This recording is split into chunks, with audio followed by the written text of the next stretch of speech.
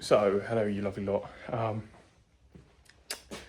Here's to another episode, I think episode 14, with a rotary build. So, the engine's been fully degreased. The the housing, with the two peripheral ports, they've been welded.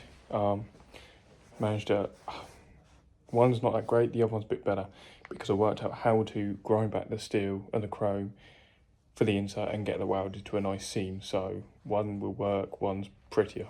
But they've all been port polished now. Irons have been port polished.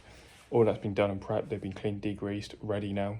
So I thought, get it all taped up today, being Friday, get the primer on, let that cure a little bit because it's quite fast curing, primer usually is. And then start getting the coats of paint on, which then allowed that to cure overnight. So tomorrow or late afternoon tomorrow, I might actually start assembling the engine, or I might leave it till next weekend. Not sure yet. We'll see how far we go with this, but I've pretty much got everything ready to assemble the engine. And there's not much else to do in the car now either. So this episode is going to be a bit of an interesting one. See what happens, see what we do. I guess if I get all the coats on there, all the coat paint, it's going to give the engine a whole week to cure. Yeah, we shall see. But I'm not going to reveal the paint. Actually, I don't know yet. We'll see about that. Other words, individual throttle bodies have been cleaned. They're all nice and clean now. And then obviously linkages are cleaned up and painted, because people asked them and left them raw and they kind of rusted a lot of the time. What else? All kinds of odds and sods and bits.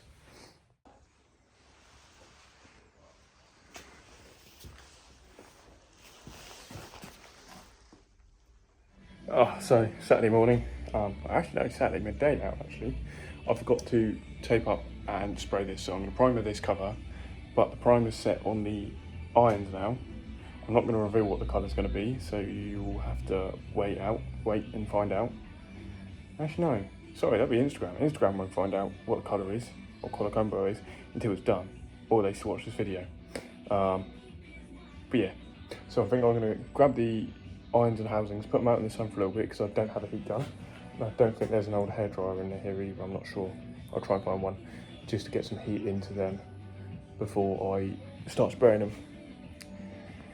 So I think I'm going to do the housings first, because they're not going to take quite as long to heat up, and also the irons are going to need some heat into them. Yeah. So I'm going to get a little bit of wood out and then put them on the wood out in the sun for a little bit first. Get them heated up and then start doing some stuff on the car. I need to start sorting out wiring, so I'm going to start doing that. Really get these out in the sun and then start cracking on with the primers. Actually come out really nicely, to be fair.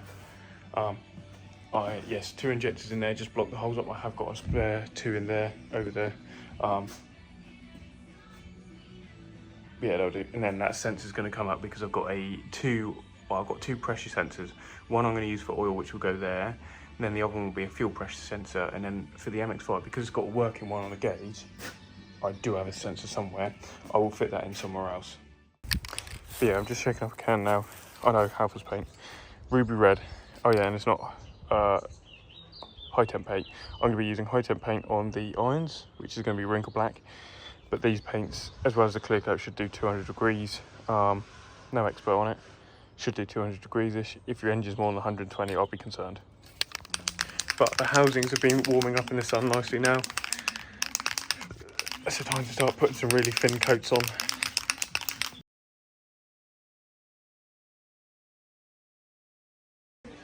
So, housings are painted. Just doing the irons now. I've got the door slightly cracked open, so there's a bit of a flow of wind, but not loads to spray. Spray paint everywhere. But yeah, the irons are going the nice wrinkle black, so we shall see how this comes out. What I found best is with this is thin coat, then thick coat, and then leave it in the sun or an oven. So all the irons and housings have been painted now. I'm just going to start cracking on some wiring. I need to seriously make a start with some of this wiring actually. And now I've got a fair amount to do. I'm going to try and grab some new plugs for that. But that's pretty much that loom done. It just needs neatening and tidying up now. I've got to sort out loom for the coil pads, but I can't do that until it's in the car. I've plenty of wiring here in bits and bobs. But I'm still waiting on the ECU to come. So other than that, the alternator gets sorted. So I'm going to start having a look at wiring, starting to sort wiring that. So studs they're all been blasted and cleaned from work. Just WD-40'd them, roll them up in that. Go on to the alternator. So obviously we've extended the wiring loop for the 2 plugs for the alternator. Now I could run the MX-5 alternator. They're exactly the same plug and pin, same on the RX-8. But this is 100 amps instead of 70 amps. And also I don't want to faff about swapping over the pulley because I've got this bracket all set where I wanted to be. But look at the diagram, you can work out what's what. So D is the driver. So all you've got to do for the MX-5, the Mark 1 MX-5, if you want to run an RX-8 or a Mark 2 alternator, is pin D on the plug. Should we go over to the car?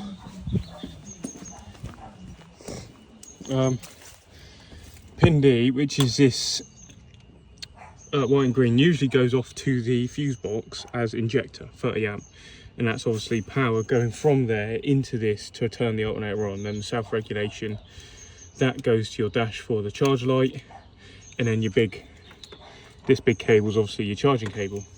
This, instead of, I've extended it, but instead of it going back into the loom up to there, I put it to this grey wire and tagged it going to the ECU. So that will go in there and go into the ECU.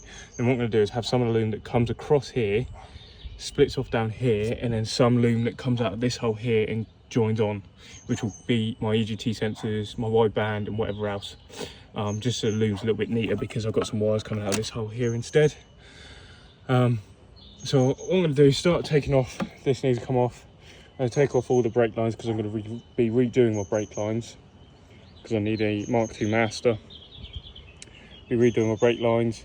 I'm going to start having a look about the fuel line, where I can take it back to and cut. And I can get the fitting on there as well, because what I'm thinking, cutting it down there, but instead of it coming up this side, bringing it all the way up behind the subframe in the wheel arch and then up away from the manifold, and then getting some silver heat wrap, whatever, to go over it. And both of them will just come straight down through that gap, down the back there, hidden, keeping it well away from the exhaust manifold. There you go, lovely. The wrinkle blacks come out really well on the irons. This lovely citron ruby red, which if I zoom in, you might be able to see some of the flake, but it's got some dust on it and stuff now. So a bit annoyed. But what I might do is quickly bring the welding bottle over here, just give them a quick blast with nitrogen, and iron it all off before I start putting the coats of clear coat on there. But otherwise,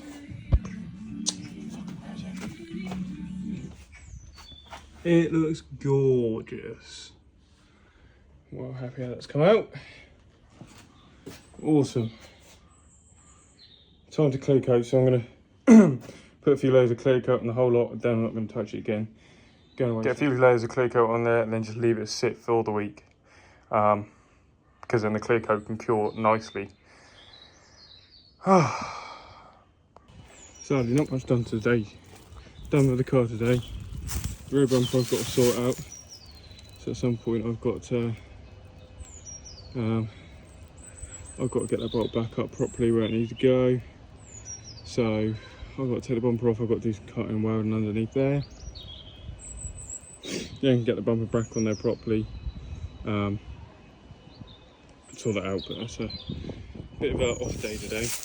Doing things. Annoyingly, can of spray fucking broke, and that's now. Yeah, not a long video or exciting video this week. Yeah, just a few bits done, just very tired myself and whatnot. But engine's painted and it looks gorgeous, so I'm happy with that. And next week, hopefully, get the ECU and start wiring and build the engine. And then once the wiring's done engine's in, it can start and finish off other bits. I'll be more motivated to finish off other bits.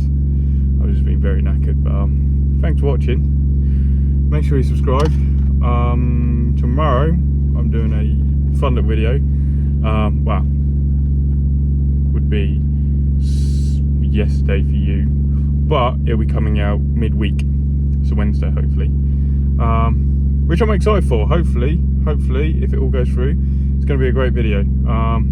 Another a new review of the year, or the first review of the year. Yeah, till then, maybe we'll have a good weekend. Don't forget to subscribe, like and comment, and till next episode.